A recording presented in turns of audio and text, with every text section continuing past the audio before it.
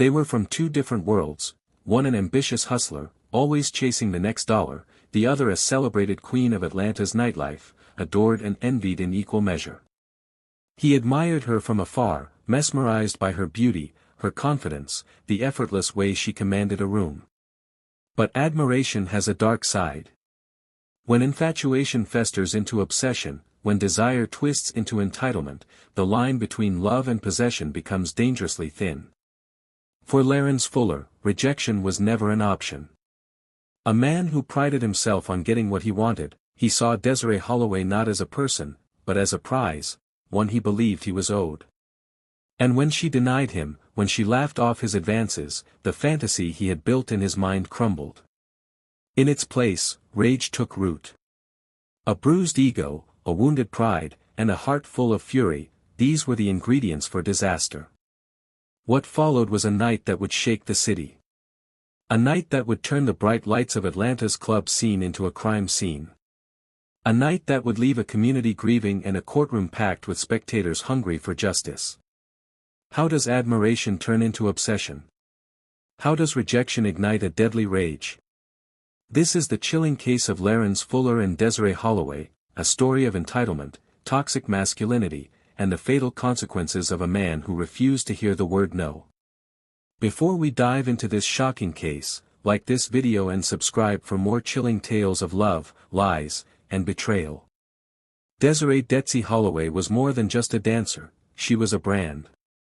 A social media sensation with hundreds of thousands of followers, she was known for her beauty, confidence, and unapologetic persona. In the glittering world of Atlanta's nightlife, she reigned supreme, captivating audiences with every sway of her hips, every knowing glance, every smirk that suggested she held the world in the palm of her manicured hand. She commanded attention, and she got it, men throwing thousands of dollars at her feet, high-profile celebrities vying for even a moment of her time. But beyond the flashing lights and adoring fans, she was a woman who understood the game. She played it well, knew how to maneuver through a world that saw her as a commodity rather than a person. What she didn't anticipate was that rejecting the wrong man would cost her everything. Larenz Fuller was a man unnoticed. A man whose existence barely registered in a fast-paced city that swallowed people whole. An Uber driver scraping by, surviving rather than living. He had no criminal record, nothing to mark him as dangerous or extraordinary. Just years of pent-up frustration, a lifetime of feeling like the world owed him something but never delivered. He observed quietly, lingering in the shadows of his own inadequacies, especially when it came to women, the beautiful, unattainable kind who made men feel both powerful and small in the same breath. To Larenz, Desiree was the pinnacle of everything he wanted but could never have. And nothing threatened his fragile ego more than the taste of rejection. On the night of her murder, Desiree had finished a lucrative shift at the Velvet Room, another night of effortless seduction that left her pockets full and her body exhausted. She wanted nothing more than to retreat to the safety of her home, the only place where the mask of allure could be set aside. She called an Uber, not giving a second thought to the driver who would be arriving in minutes. Larenz had seen her before, not just in passing, but in the way men who lurk on social media see the women they obsess over. He had watched her, admired her, fantasized about the life she lived, the men she entertained, the power she wielded. And now, by some cruel twist of fate, she was in his back seat, unaware that she was stepping into the final moments of her life. That ride was not just another trip for either of them. It was the beginning of something Desiree would never see coming, a moment that would shift the course of both their lives forever. She had spent years navigating the dangers of the men who wanted to own her, control her, consume her, but this time, she had no idea just how close danger truly was. From the moment she got in the car, something about Larenz felt different. He wasn't like the others, at least, that's what he wanted her to believe. His voice was smooth, his compliments effortless, his questions about her life, her job, her dreams carefully placed to make her feel seen. But Desiree had been around men like him before.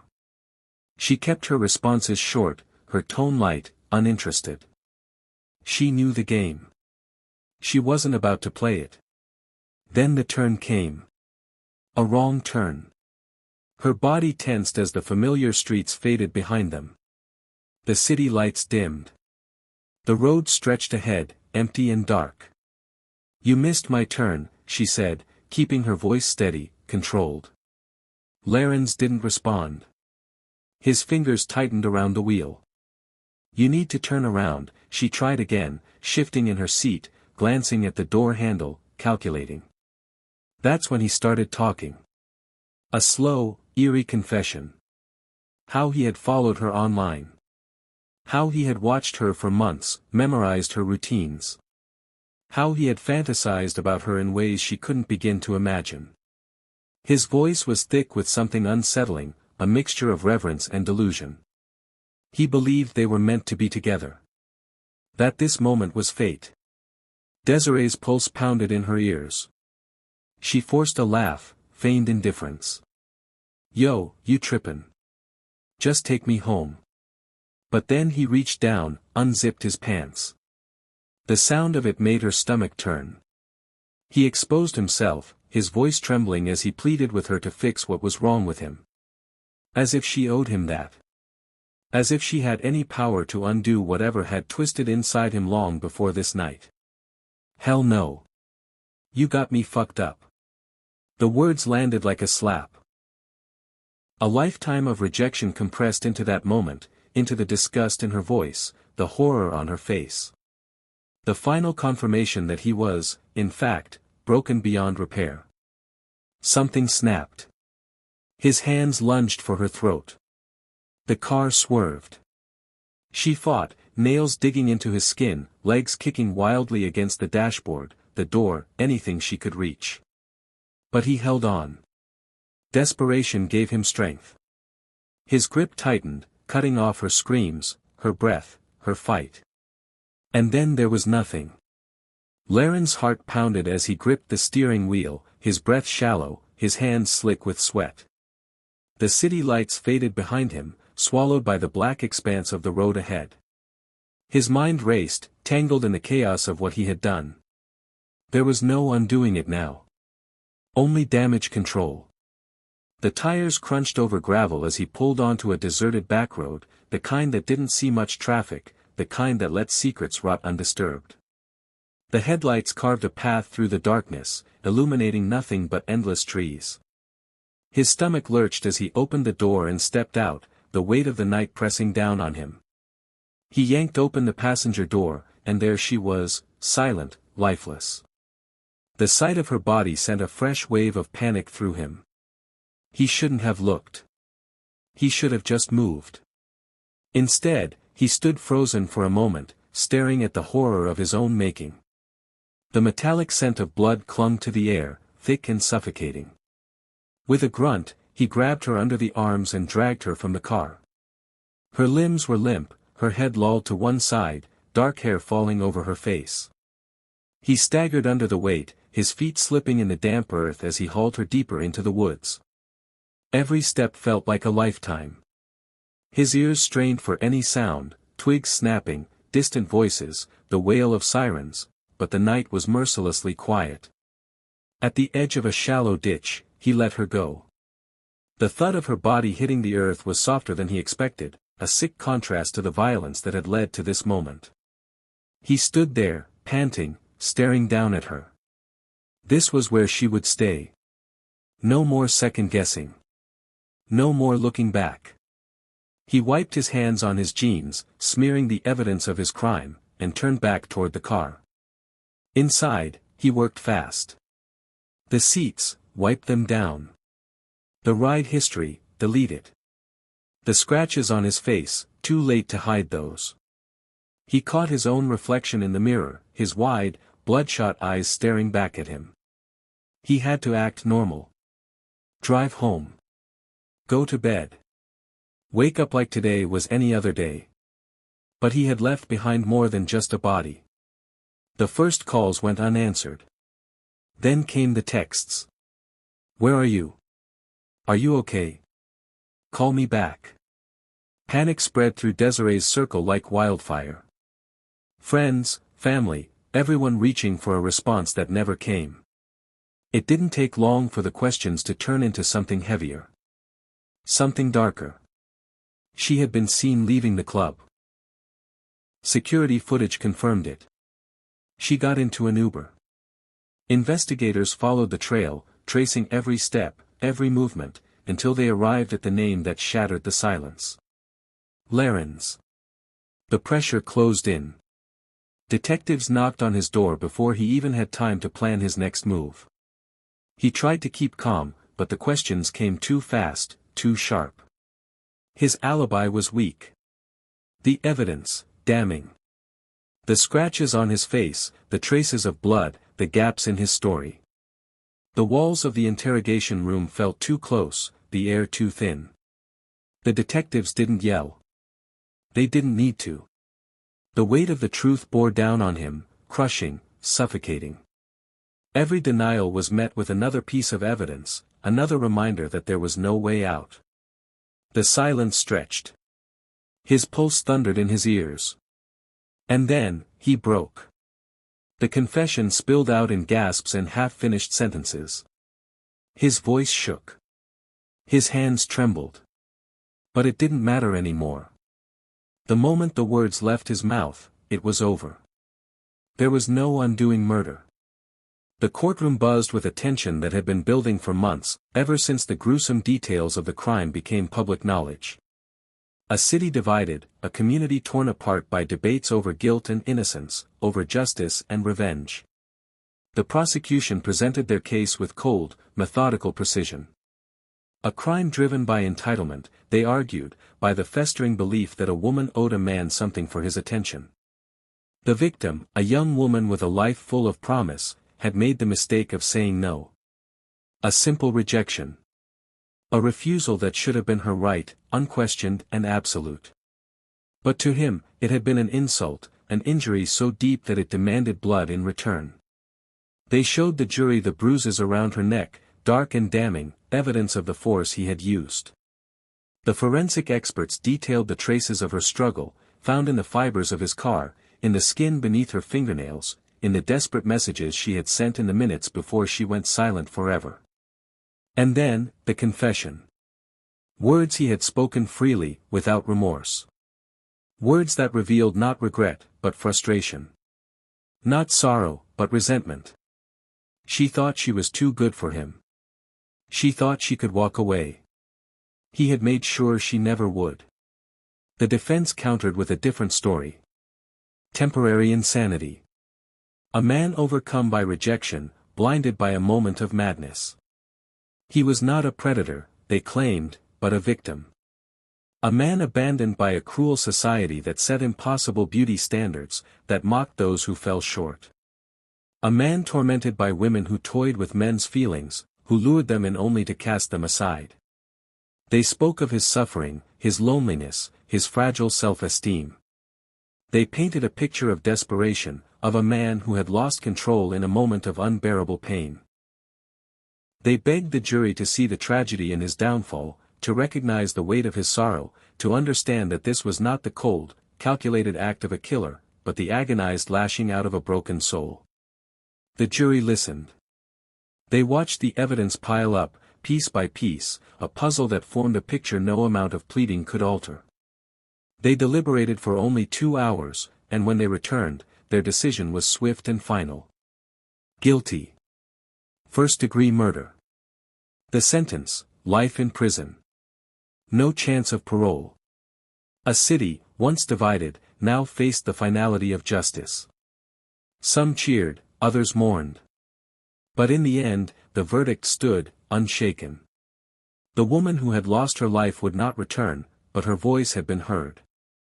And the man who had believed she owed him something would pay with the only thing he had left, his freedom.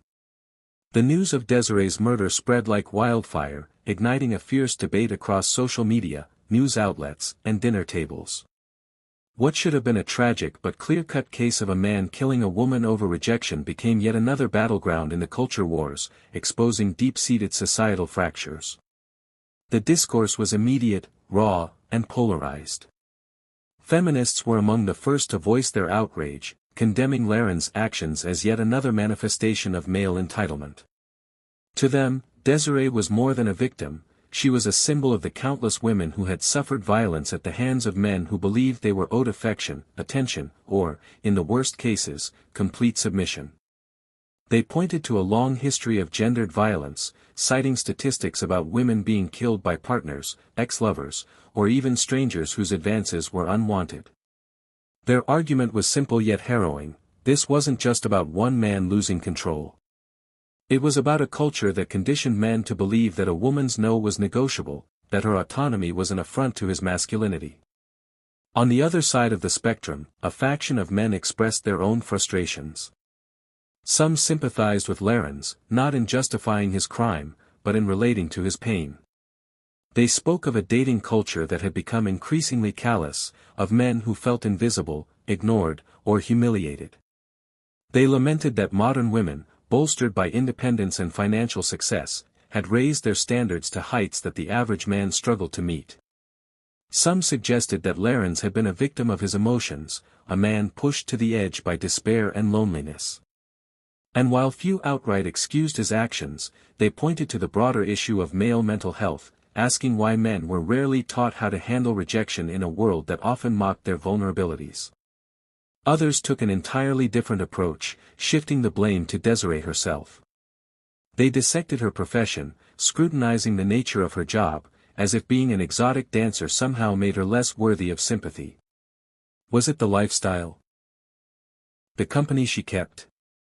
Did she lead Larenz on, giving him false hope? The victim blaming was insidious, built on the idea that certain women's lives were inherently riskier, and thus, their deaths were more expected, more explainable. It was the same logic that had been used time and time again, against women in nightlife, against sex workers, against those who dared to exist outside of traditional gender roles. The conversation extended beyond social media and seeped into living rooms, barbershops, workplaces, and church gatherings. Parents spoke to their daughters, reminding them to be careful, to soften their rejections so they wouldn't provoke a man's wrath. Fathers sat their sons down, urging them to be strong but kind, to never let emotions get the best of them. Teachers debated how early they should begin teaching boys about emotional regulation, about the importance of respecting boundaries. Community leaders called for more mental health resources, recognizing that many men were raised with the belief that their worth was tied to dominance, to control. In news studios, psychologists and sociologists were brought in to discuss the broader implications. Why did some men feel entitled to women's affection? Why did rejection so often lead to rage? The experts spoke of deep-rooted social conditioning, of how boys were taught from a young age that persistence was romantic, that women were prizes to be won rather than people with agency. Without entitlement, without resentment. We must challenge the toxic belief that masculinity is about control, that love is possession, and that rejection is a reason for revenge. Schools, parents, and communities must have these conversations openly, addressing the dangers of unchecked ego, emotional repression, and the idea that violence is an acceptable response to personal disappointment. Beyond education, there must be accountability. The justice system must take threats, harassment, and stalking seriously before they escalate into tragedies like this one. Restraining orders, law enforcement intervention, and community support must be enforced and strengthened so that women are not left to fend for themselves against men who refuse to accept rejection. Desiree Holloway should still be alive today. She had dreams, ambitions, and a future stolen from her because one man decided that if he couldn't have her, no one could. Her story is a brutal reminder of what happens when entitlement, obsession, and unchecked masculinity collide. If her story shocked you, don't just let it sit with you, let it move you to action. Share these conversations, push for change, and refuse to let this cycle continue unchallenged. And if you want to hear more cases that explore the darkest intersections of love, lies, and betrayal, like and subscribe.